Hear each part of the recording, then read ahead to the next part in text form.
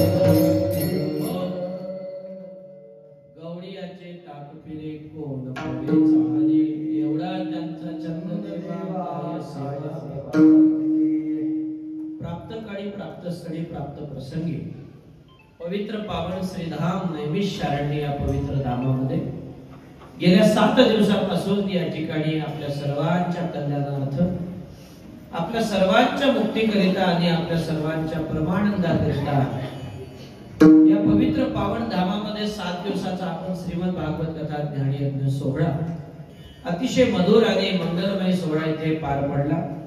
त्याचा आनंद आपण घेतला आणि आज मात्र या कार्यक्रमाचा समारोप 20व्या या कार्यक्रमाचा काल्याच्या कीर्तनाने इथे साजरा होतोय। आज समारोपीय काल्याचे कीर्तन आणि या कीर्तन रूपी सेवेकरता निवडलेला अभंग वंदनीय जगद्गुरु देऊचे थोर साधू जगतमान्य तुकोबारायांचा गोपाळाचा उद्देशून गोपाळांच्या अंतःकरणातला परमात्म्याप्रती असणारा भाव आणि परमात्म्याचा गोपाळाप्रती असणारा भाव याचं प्रतिपादन मात्र महाराज चिंतनात करतात। विठ्ठल विठ्ठल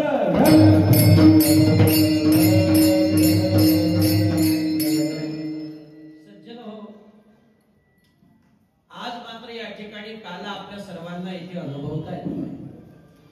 काला खाता येणार आहे, अनुभवता येणार आहे आणि ऐकावा लागणार आहे। असं म्हटलं आहे, श्रवण केल्याशिवाय सेवन करता येत नाही आणि म्हणून पहिले काला श्रवण करायचा असतो, ऐकायचा असतो आणि नंतर तो खायचा असतो। म्हणजे ज्याचं महत्व माहित झाल्यानंतर खाल्लेला कामाचा असतो। नाहीतर एखाद्या वस्तूचं जर महत्व माहित नसेल आणि ती जर वस्तू आपण खाल्ली तर ती अपायकारक ठरते। विठ्ठल विठ्ठल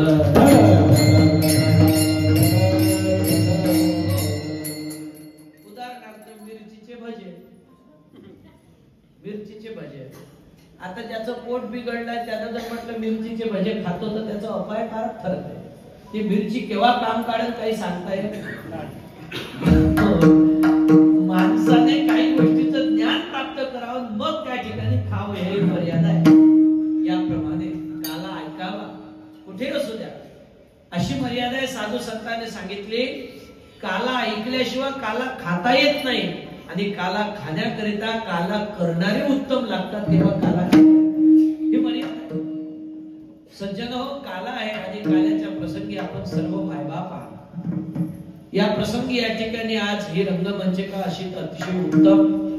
त्यातले विनेकरी बाबा आपल्याकडे एक भाषा आहे, बोखंड आणि दोरखंड।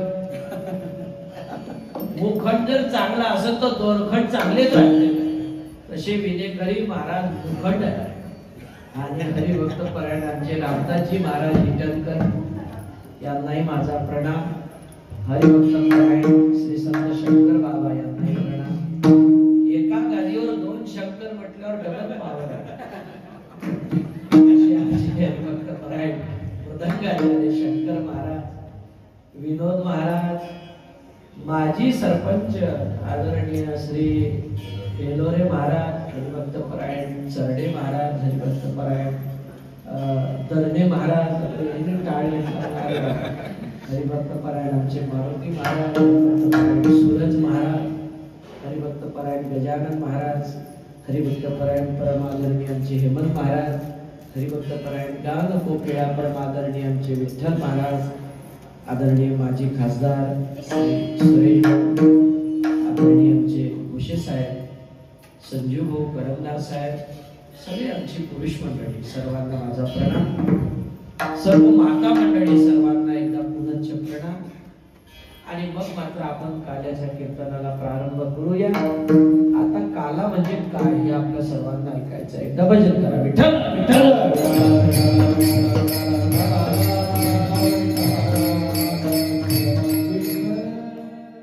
लहान शब्द आहे, काला काना लला काना त्याचं नाव काला। ज्या ठिकाणी एकात्मतेचं प्रतीक आहे, ज्या ठिकाणी एकरूपता आहे आणि ज्या ठिकाणी सगळं एक होत आहे त्याचं नाव काला आहे। काल्यामध्ये विभिन्न प्रकारचे पदार्थ आहेत। लाया आहे, लोणचं आहे, दही आहे, मिरची आहे, डाळ आहे, साखर आहे। हे सगळे पदार्थ एकत्र केल्यानंतर जो तयार होते त्याचं नाव काला। बहुधा काल्यामध्ये किती प्रकारचे पदार्थ आहेत संख्या मोजा। लाया, पोहे, डाळ, साखर, लोणचं, दही, मिरची हे नंतर कलियुगातले. तसं पाहू गेलो तर प्रकार पदार्थ किती सातच आहे ना. काय एकदा डबल वाट लाया, पोहे, डाळ, त्याच्यानंतर साखर, त्याच्यानंतर मिरची, दही, लोणचं. किती झाले?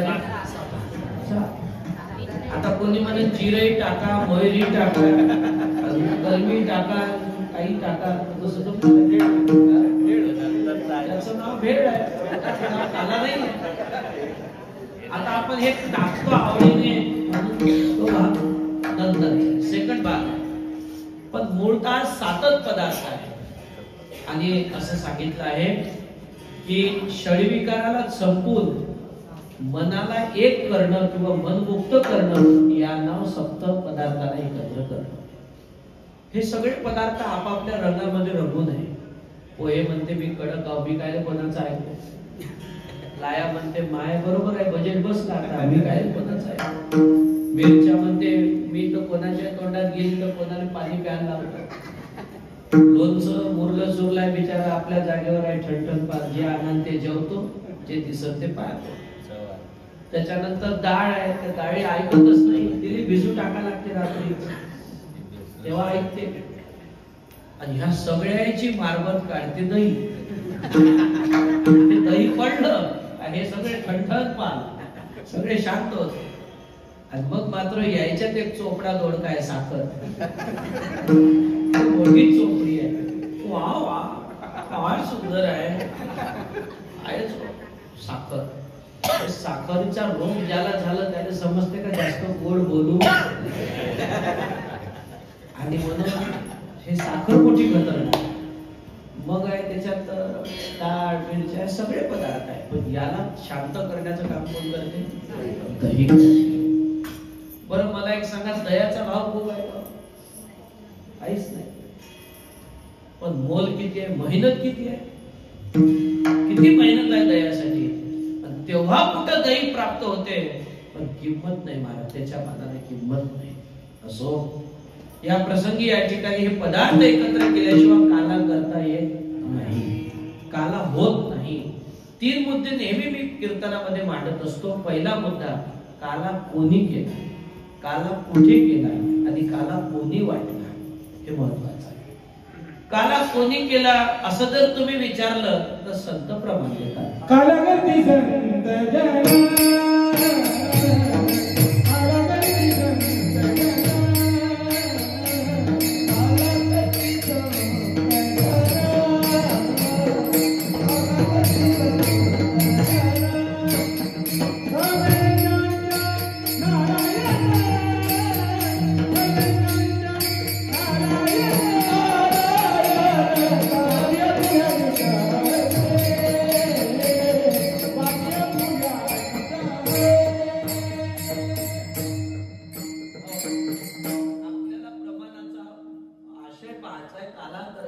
संत जन, काला कोणी केला? मग साधूने केला.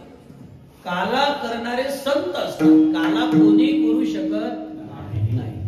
बरं काला कुठे करू शकत? आता समजा विचार केला असता का ह्याच काल्याचं कीर्तन जेवून जाऊन रेल्वे स्टेशनवर करू जमलं असतं काय?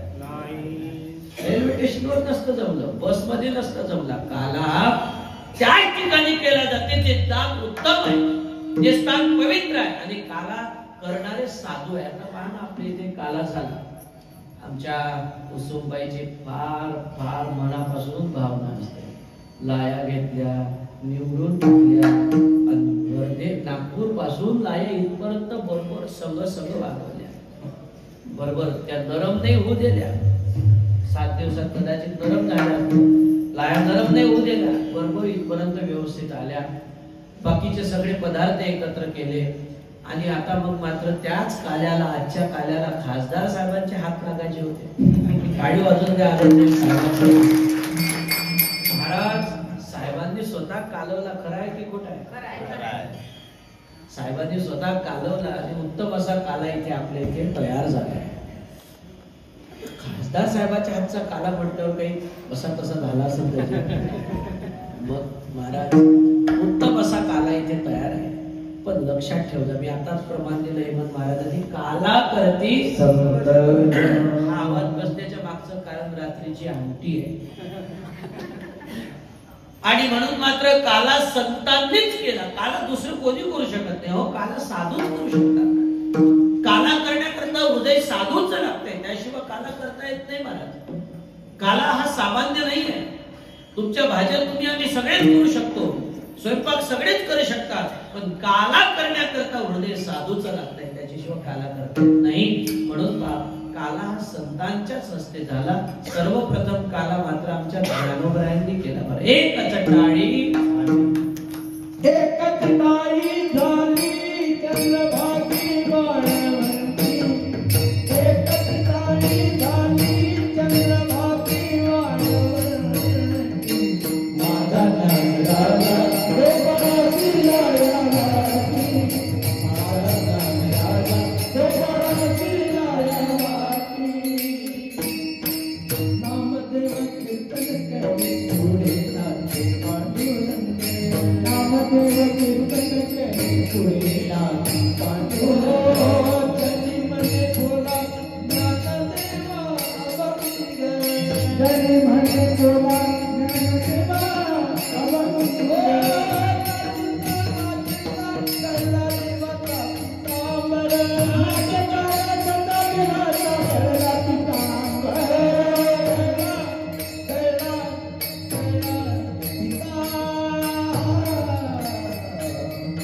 माझा ज्ञान राजा गोपाळाची मायावाती, माझा ज्ञान राजा गोपाळाची मायावाती, एकच नारी बनली चंद्रभाग्यवाती, एकच नारी बनली चंद्रभाग्यवाती, माझा ज्ञान गोपाळाची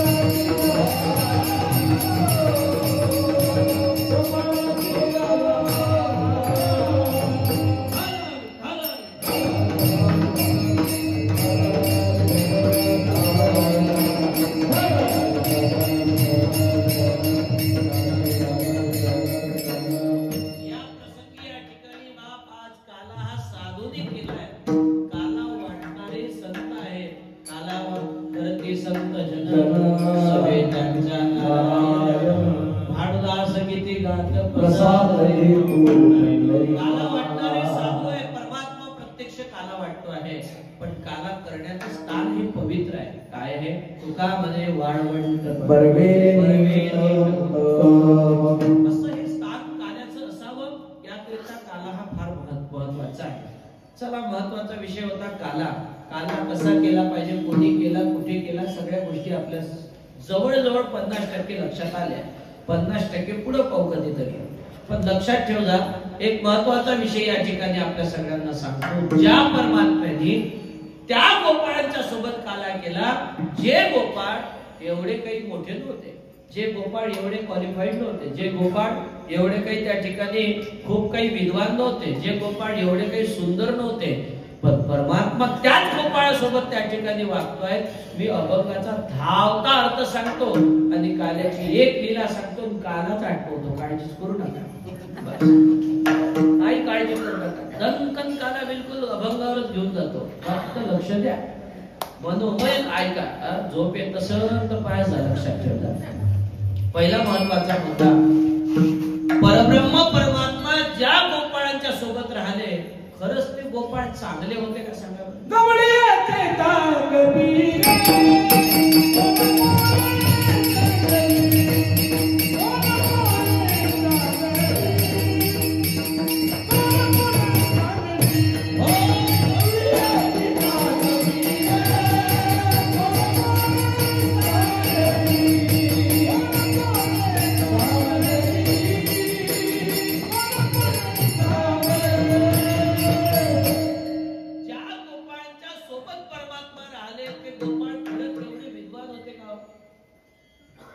एकीकडे पाहू गेलो तर सामान्य होते, गरीब कुटुंबात जन्माला आले होते, एक सामान्य अवस्थेत राहत होते, पण भाग्यवान किती होते. अहो भाग्य, अहो भाग्य, अहो भाग्य. नंद गोप भजो कसा यन्मित्र परमानंद पूर्ण ब्रह्मस्वरा. भागवत म्हणतं किती भाग्यवान होते. गोपाळ गोकुळात जन्माला आले, कृष्णासोबत जन्माला आले, मग काय ते भाग्यवान नव्हते का? मग काय ते सामान्य होते का? नाही. महाराज म्हणतात भगवंतासोबत जन्माला आल्यानंतर देवासोबत लीला करण्याकरता ते महत्पुण्यवान होते, महान भाग्यवान होते. सामान्य भाग्य नव्हतं त्यांचं. सामान्य त्या ठिकाणी पुण्यवान नव्हते. सामान्य पुण्य कमवलं नव्हतं. मी नेहमी सांगतो माणसाच्या हातून जर चांगलं काम झालं, चांगलं कर्म झालं तर माणसाला उत्तम गती प्राप्त होते. उत्तम गती नाही, उत्तम स्थिती प्राप्त होते. उत्तम स्थिती नाही तर उत्तम स्थान प्राप्त होते. स्थान कोणतं प्राप्त होते? उदाहरण, आपण विदर्भात जन्माला आलो, आपण नागपुरात जन्माला आलो, आपण वर्धेत जन्माला आलो, आपण अमरावती वगैरे वगैरे अनेक शहरात जन्माला आलो, विदर्भात जन्माला आलो. विदर्भासारखं जेवण, विदर्भासारखा सगळ्या गोष्टी ह्या बाकी ठिकाणी येतो. तुम्ही या उत्तर प्रदेशची इच्छा पाहायला म्हणा, ए मावशी तुला पुरणपोळी करता येते का? ते म्हणून कायची पुरणपोळी वगैरे समजून काही कळलं लोकांनी. पुरणपोळी करण का? पुरणपोळी नाही करण का? नाही करणार. पण तेच पुरणपोळी आपल्या विदर्भातल्या आमच्या माय मावलेल्या करायला लावा. एवढीशीच कधी कधी एवढं मोठं पुरण घेते. आणि तेच मराठवाड्यातल्या बायाला करायला वगैरे एवढी मोठी कधी घेते, एवढंसं पुरण फरक आहे ना? किती फरक आहे. म्हणजे पहा, आपण भाग्यवान असं म्हणायला हरकत नाही. भरत खंड नरदेह प्राप्ती हे तव भाग्याची संपत्ती, तिथे विवेक ही परमार्थी वंशवर्ती मी त्यांचा फरक आहे. म्हणून आपण लोक फार भाग्यवान आहोत की आपल्याला भारतात देवाने जन्माला घातलं. अथवा याच्या पलीकडे जर दुसऱ्या देशात जन्माला घातलं असतं तर काला भेटला. कदाचित तुम्ही अमेरिकेत जन्माला आले असते तर, अमेरिकेत जन्माला आले असतं तर, आता तर तो डोनाल्ड ट्रम्प तर रागच करून राहिला भारत. त्याने कोणच भडकून दिलं का? पण त्याच्या फायद्याचं राहिलं का तो बरोबर जमवते. त्याच्या फायद्याचं नसलं का तो रागच करते. कोणी राहू द्या, कोणताही देश राहू द्या. एवढा आता काय सांगा, आपल्या इकडे लाल बंदर आहे, ते लाल बंदर विठ्ठल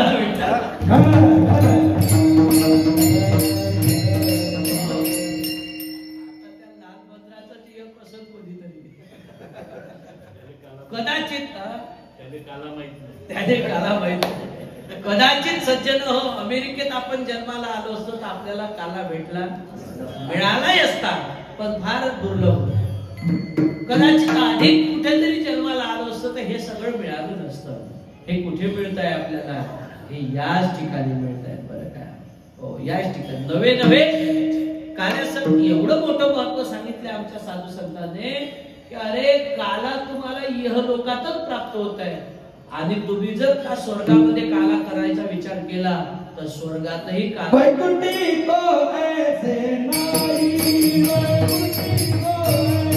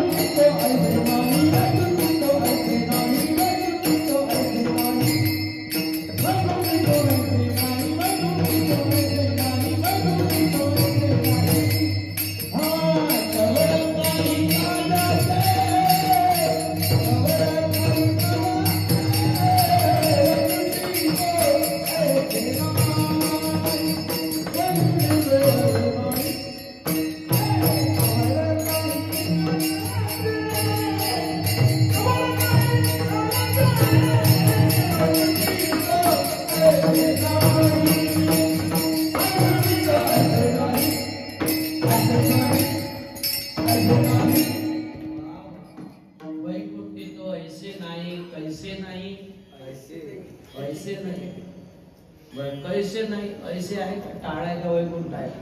मृदंग आहे का? वैकुंठात शंकर महाराजांचा आवाज आहे का?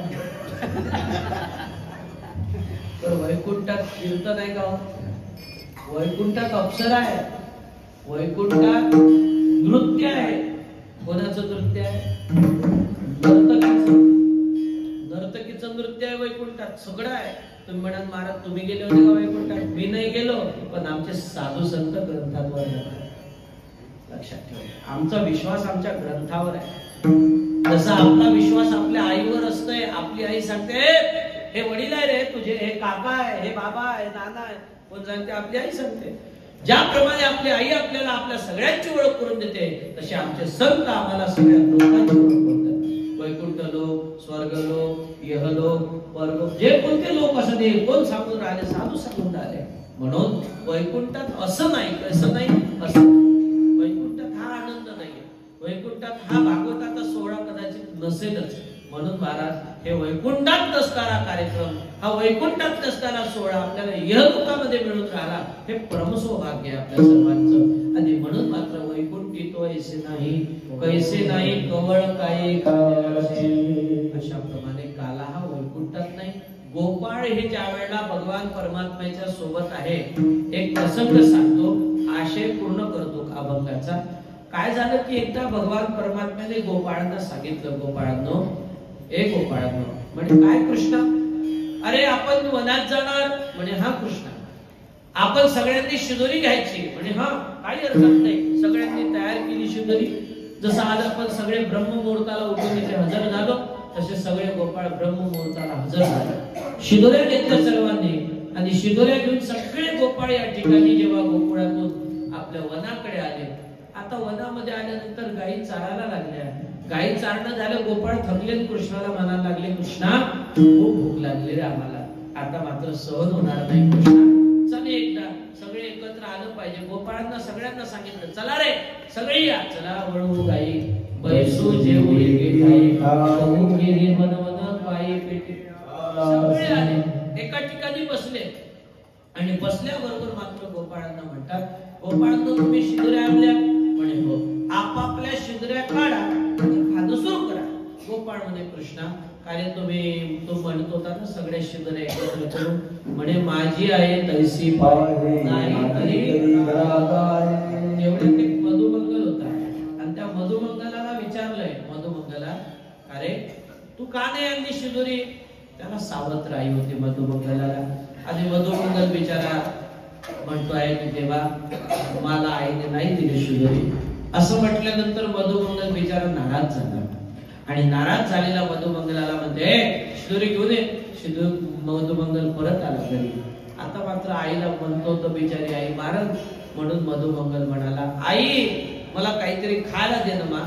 आता त्यावेळेला मधुमंगलाला थोडं ताक दिलं, याने ते ताक घेतलं, याला वाटलं हा घड्या घेऊन जातो तर आई मारल मला, म्हणून याने ते तोंडामध्ये ताक असं ताटलं, असं गोल असं तोंड भरलं गेलं। बरं का, जसं आपण लोक नाही का एखादी वस्तू जास्त तोंडात झाली का असा गोल, तसं मधुमंगलात तोंडामध्ये ताक प्यालं, आणि पिऊन मात्र मधुमंगल पळत पळत पळत कृष्णाला इशारा करायला लागला, कृष्णा तोंड उघड, आकर, तोंड उघड, आकर असं म्हणतात। कृष्ण कन्याने आ केला, आ केल्याबरोबर मधुमंगलाने आपल्या तोंडातलं ताक कृष्णाच्या तोंडात गवळीला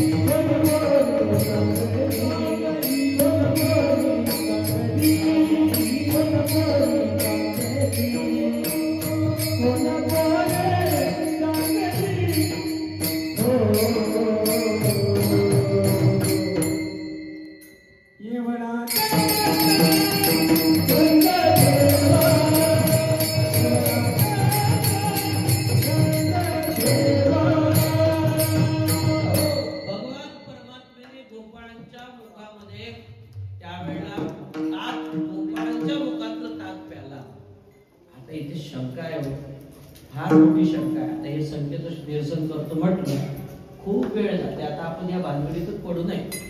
विचार करा, गोपाळ हे सामान्य की असामान्य? गोपाळ हे सामान्यच कने सारख्या सामान्य पोरं. परमात्मा असामान्य. परमात्मा ब्रह्मांडाचा मालक, ब्रह्मांडाचा नायक. आता मला एक सांगा, समजा तुमच्या पत्नीने एखाद्या वेळेला तुमच्या अंगावर असं उडवलं, राग नाही येत का? कोण माणसं असे? अरे काही काही माणसं तर महाराज बोलत नाही हो बाईसोबत. समजत नाही का तुला माझ्या अंगावर हे उडलं? तो एक लग्नात प्रोग्राम असते वाटते काहीतरी लोकांना असं असते. हा नानोऱ्याच्या वेळेस असते तो काहीतरी. काय असते? कुठं टाकते? अंगावर फेकते. फक्त अंगावरच फेकते, तोंडात टाकते का?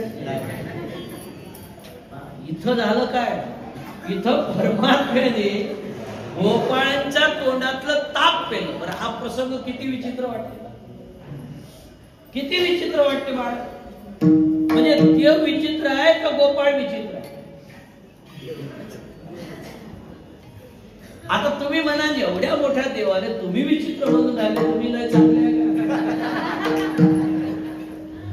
तुम्ही देवावर शंका आहे बा. खूप गोड असे माझे महाराज निकष निघू शकतात या विषयाचे, पण मात्र आता आपल्याला वेळ नाही. म्हणजे परमात्म्याने ज्या अर्थी गोपाळांच्या मुखातला ताप प्याला परमात्मा, त्या अर्थी परमात्म्याच्या मनामध्ये गोपाळांबद्दलचा भाव काय हो, महत्वाचा विषय. गोपाळांच्या अंतःकरणातली जी भावना आहे, जी श्रद्धा आहे, परमात्म्याने त्याला ओळखलं. हे तोंडातलं ताप पेना हा दुसरा भाग झाला. पहिला भाग गोपाळांच्या अंतःकरणातली सेवा आणि गोपाळांच्या अंतःकरणातली भक्ती. काय सेवा गवळी यांचे ताक फिरे, कोण पुरे चांगली, एवढा त्यांचा छंद देवा. काय सेवा भक्ती ते. बरं का, सेवा ही वेगवेगळ्या प्रकारची आहे. जसं आता इथे ही सेवा चालू आहे, ही कायिक सेवा आहे, त्याचं नाव आहे वाचिक सेवा आहे. काही काही सेवा आहेत वाचिक आहे, हातात टाळ वाजवते, आणि मात्र त्या ठिकाणी वाचिक सेवा आहे. आणि मनाने प्रभूचं भजन करणे. तुम्ही लोक ऐकून राहिला, ती एक सेवाच आहे. तिचं नाव आहे श्रवण भक्ती. हे एक सेवाच आहे. बरं का, अशा वेगवेगळ्या प्रकारच्या सेवा आपण लोक करत असतो. पण परमात्मा ज्या गोपाळांच्या सोबत आहे, तो परमात्म्याने ताक प्यालं. आता सगळे लोक भगवान परमात्म्याला पाहतात, पण परमात्म्याची अंतःकरणातली भावना हे भगवान परमात्मा, भगवान गोपाळांप्रती ही सेवा भाव असल्यामुळे आता गोपाळांना आपलंसं केलं. तिसरा चरणाचा विषय असा आहे, काय उपवास पडिले होते कड्या भोवती विजुराच्या. महाराज या देवाला कधी नेमकं कधी कधी काय सुचते ते काही सांगता येत नाही. आमचे खासदार साहेबांनी काल परवा प्रश्न केला, म्हणे खरं आहे म्हणे महाराज, या देवाला कोणी तप करते, कोणी मागते, म्हणे देव देऊनच टाकते, मग देवावर भानगडी सोडण्यासाठी पुन्हा येते. आता हाही एक विषय महत्वाचा झाला. समजा तप केलं, तप केल्यानंतर मागितलं एकानं, महाराज देव पुन्हा द्यायला तयार. बरं, जे मागितलं ते देते. एका जणानं तप केलं, महादेवाला विनंती केली, महादेवा महादेवा मला पाव रे बाबा. महादेव पावला. हे बैताडच होतं ना. हे म्हणे देवा मला काहीतरी द्या. देव म्हणजे सांग तुला का पाहिजे. ह्यामध्ये मी माया मनात नाही मागत, मी घरी जाऊन विचारतो. म्हणजे पहिले घरी आला, विचारलं बाईला, म्हणजे कागद देव प्रसन्न झाला, काय मागू. म्हणे एक काम करा, एवढ्या दिवसाचा आपूड नाक आहे म्हणजे तुमचं, देवाला धब्ब करून मागा. आला देवाला, म्हणते देवा म्हणजे माझं नाक आपूड आहे, म्हणजे लंब करून. देवाने एवढं नाक लंब केलं का महाराज नेहमी शारण्य ते नागपूर. आता जेव्हा जास्तच झालं लंब, म्हणून तो पुन्हा आला, दुसरा वर मागायचा आहे. म्हणजे काय मागू. पाहणं म्हणजे केवढं लंब झालं, नाक आपूड करायला लावा. म्हणे देवानं रिव्हर्स गिअर टाकला, होतं नव्हतं त्याच्यापेक्षा कमी झालं. आता पुन्हा तिसरा मागायचा होता, ह्याला देवाजवळ. देवाला म्हणते, देवा आता असं करा, जसं होतं तसंच राहू द्या. गेलं ना वाया. कोणाच्या सल्ल्यानं? सल्ला कोणाची होती? खतरनाक कार्यक्रम आहे महाराज. ज्या देवाला एवढा उपवास पडला होता का? खरं सांगा, ज्या परमात्म्याच्या घरात एवढं सगळं असल्यानंतर त्या परब्रह्म परमात्म्याला विदुराच्या घरच्या कन्या खायची इच्छा झाली का म्हणून खाल्ले असेल देवाने? बरं का, याच्या मागचं कारण आहे की विदुर आणि सुलभा हे 8 प्रहरामध्ये 7 प्रहर भगवंताची भक्ती करत होते. फक्त एकच प्रहर आपल्या संसारासाठी या ठिकाणी उपयोगात आणत होते. म्हणून परमात्म्याने त्यांचा भाव ओळखला. शिष्टाई करायला गेले भगवान, तेव्हा दुर्योधनाच्या घरी काय कमी होतं? कशाची कमी होती? अरे चालायला माती लागत नव्हती पायाला, एवढी सगळी व्यवस्था होती. बसायला नरम नरम सगळे गोष्टी होत्या. एवढंच नाही तर जेवणामध्ये भाज्या कशाच्या असेल? काजूची भाजी, त्याची भाजी, सगळ्या भाज्या होत्या, कशाचीच कमी नव्हती. पण परमात्म्याने दुर्योधनाला सांगितलं, मी तुझ्या इच्छेचं जर जेवण केलं तर माझी बुद्धी भ्रष्ट होईल. पण ते जेवण नाही केलं भगवंताने. भगवंताने विदुराच्या घरच्या कन्या खाल्ल्या, जे शिजलाय ते खाल्लं. महाराज, एवढा परमात्मा उदार आहे. तुमची भक्ती पाहतो, तुमचा दृढ भाव पाहतो आणि परमात्मा तुमच्या घरी येतो. एवढंच नाही तर एवढी वाकलेली असणारी कुब्जा. आता खरं सांगा, ही कुब्जा मागच्या जन्मात कोण असेल बरं? कोण होती मागच्या जन्मात? मंथरा होती. आमचे विठ्ठल बाबा म्हणतात, बरोबर आहे, मंथरा. मला एक सांगा, मंथरा ही रामायणामध्ये आली, सीता मातेसोबत आली, ती कशी आली? दासी म्हणून आली. पूर्वीचा काळ पहा तुम्ही, 1-1 डझन 2-2 डझन लेकरं राहत होते.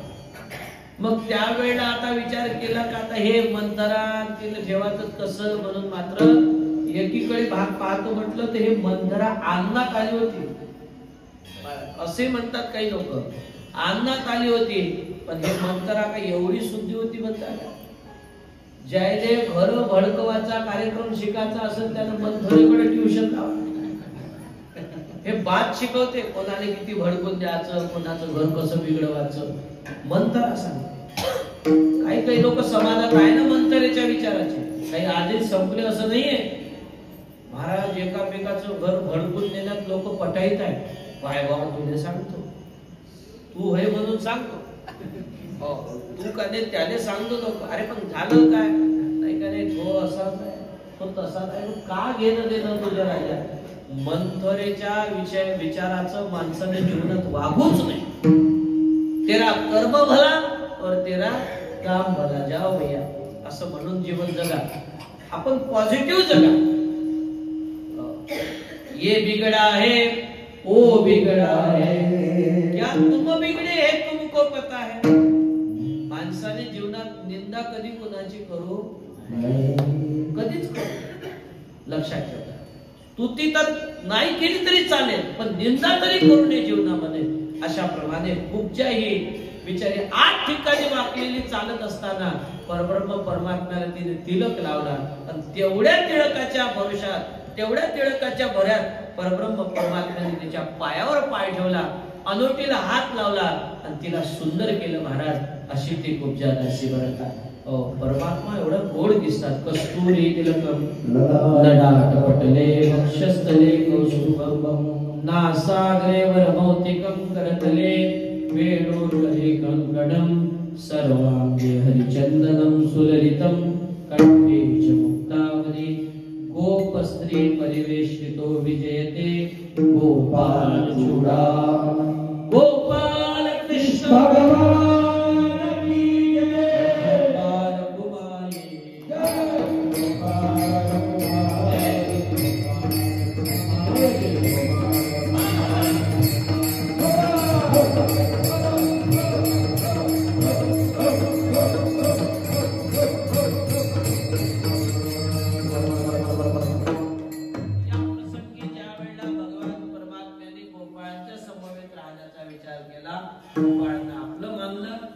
लंकेचा उद्धार केला, विदुराने सुलभांना दर्शन दिलं, तेच दर्शन आपण सर्वांनी इथे घेतलं. पुढे जाऊन भगवान परमात्मा आता जन्माला आले, उत्तम असं गोकुळ आहे. परमात्मा मोठे झाले, खोड्या केल्या, यशोदेजवळ गाराने आले. यशोदा म्हणाले, कृष्णा आता खोड्या करायच्या नाही का? ऐसे कथा गाराने यशोदे नयनी आले कृष्णा प्रेम यशोदेसी भावेना. आता खोड्या करायच्या नाही बेटा, नाही करणार बा, मग काय करू? गाई घे, वडाकडीचा हनुमंत गाई गोपाळांना घेऊन वनात आले. सुंदर खेळ खेळले.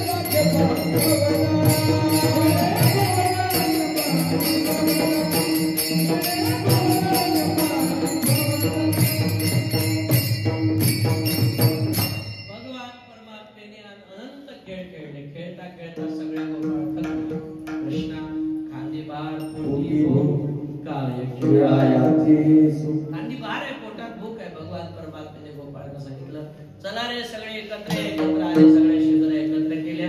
एकत्र केलेला काला सगळ्या गोपाळांना चालून दिलं. भागवतामध्ये वर्णन विप्रद वेणू जगत शुक्ल वेत्रे कक्षे वामे पानव संस्कृते तत्नादेशु इष्ट म्हणजे सुख शोधो हास्य जगवे स्वये स्वर्गे लोके विशती यते गोपाल कृष्ण भगवान की जय.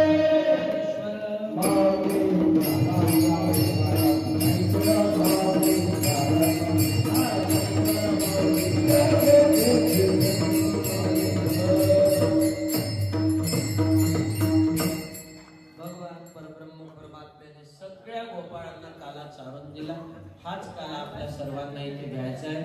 परब्रह्म परमात्म्याने त्या ठिकाणी तो काला आपल्या सर्वांच्या उद्धाराकरिता इथे दिला. काला हा वैकुंठामध्ये दुर्लभ असणारा मासे बनले देव, पण मात्र काला मिळणं दुर्लभ आहे. सुलभ आपल्याला मनुष्य देहामध्ये झाला. आपण फार भाग्यवान आहात की आपल्याला मनुष्य देहामध्ये काला प्रसाद म्हणून मिळतो आहे आणि फार भाग्यवान लोकांना प्राप्त होतो आहे. म्हणून हाच काला आपण सर्वांनी घेतला पाहिजे. आपण सर्वांनी काला घ्या आणि तोच काला आपल्या सर्वांचे जीवन मंगल करणारा आहेच आहे. यानंतर या ठिकाणी सज्जन हो, आज काल्याचं कीर्तन अतिशय कमी वेळामध्ये आपण पार पडलं. अर्ध्या पाऊण तासामध्ये कीर्तन होत नाही. रेकॉर्ड ब्रेक महाराज आहे. काल्याचं कीर्तन म्हटलं का जवळजवळ 3 तास पूर्णच लागतात, पण मात्र आपल्याला इथं वेळेचं भान असणं गरजेचं आहे. समज सूचकता पुढे बहुत करणे आहे. पुढे एसट्या उभ्या, गाड्या उभ्या, आपल्या सगळ्या भरलेल्या आहे. काही लोकांचं चिल्लर चाललर सामान टाकायचं आहे. एक पुन्हा महत्वाचं सांगतो, कुणाचं काही कुठे कमी जास्त काही ठेवलं असेल तर रूम मध्ये पाहून घे जा. उशा खाली घेऊन काही ठेवून राहायचं आपण आदरणीय आमचे मोठे साहेब आहे आणि त्यांचा प्रसंग मला नेहमी आठवतो म्हणून सांगतो बरं मोठे साहेब. आम्ही केदारनाथला जेव्हा गेलो आमच्या मोठे जायचं काहीतरी राहिलं होतं उशाखाली. आज म्हणून मी पुन्हा सांगतो, कोणाचं काही कुठं ठेवलं असेल काय असेल पाहून घे जा आणि पुरा बरोबर बॅग मध्ये टाका. राहिलं तर पुन्हा वापस या लागेल. त्यापेक्षा आपण त्या ठिकाणी व्यवस्थित समजून घ्या. आणि आज या ठिकाणी काल्याचं कीर्तन आपण अगदी कमी वेळात पार पडला. काला व्यवस्थित वेळेत झाला. 8:30ला 8:09ला आटोपतोय आपण. आणि मात्र या ठिकाणी आज काला आपण सर्वांनी घ्या. काला घेतल्यानंतर या ठिकाणी भोजन घ्यायचं आहे. आणि ज्यांचा सोमवार असे लोक किती लोक असतील हातवरती करा, साधारण आहेच.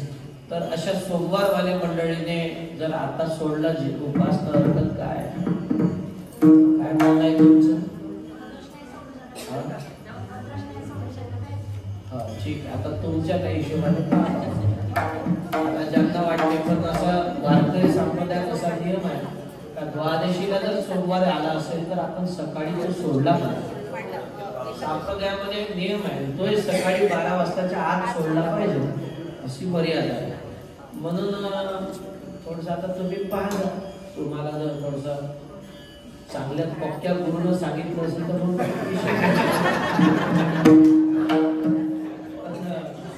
आम्ही सांगतो काही वाईट नाही बाबा.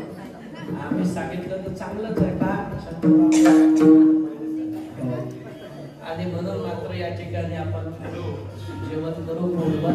तेव्हा आज गोड भोजनामध्ये गेलं नाही असं मला विचारलं आता, तर हरकत नाही, काही हरकत नाही. प्रयत्न करू वेळेपर्यंत खावं होतं. आणि आता वेळ तर झाली, प्रयत्न काय करायचा आहे पाहू, प्रयत्न. आज या ठिकाणी भगवान परमात्म्याने आपल्याला तोच काल आपल्या सगळ्यांच्या जीवनामध्ये प्राप्त करू हीच मात्र पूर्ण प्रार्थना करतो. आणि इथेच मात्र या ठिकाणी काल्याचं कीर्तन थांबवू. आणि काल्याचं कीर्तन आपण झाल्यानंतर काल्याचे भंग होतील, आरती होतील.